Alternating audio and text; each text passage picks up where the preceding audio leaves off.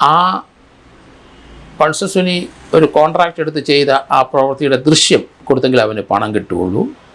അതുകൊണ്ട് ആ ദൃശ്യം ദിലീപിൻ്റെ കയ്യിലെത്തി എന്ന് ബാലചന്ദ്ര കുമാർ പറഞ്ഞതിൽ നിന്നും കേസിൻ്റെ എവിഡൻസ് സ്ട്രോങ് ആണെന്നാണ് എനിക്ക് തോന്നുന്നത്.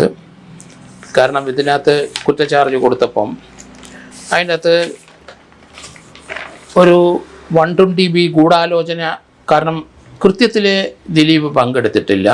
അതുകൊണ്ട് ഗൂഢാലോചനയും അതുപോലെ തന്നെ പൾസർ സുനി അറേഞ്ച് ചെയ്തതെല്ലാം ദിലീപാണ് എന്നുള്ള എവിഡൻസ് വന്നിട്ടുണ്ട്.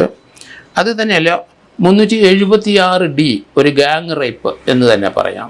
കാരണം ആ വാഹനത്തിനകത്തുണ്ടായിരുന്ന പ്രതികൾ, ഡ്രൈവറും പ്രതികൾ, പീഡനത്തിന് ശ്രമിച്ച പൾസർ സുനിയോടും പൾസർ സുനിയുടെ കൂട്ടുകാരും എല്ലാം പ്രതികളായിട്ടുണ്ട്.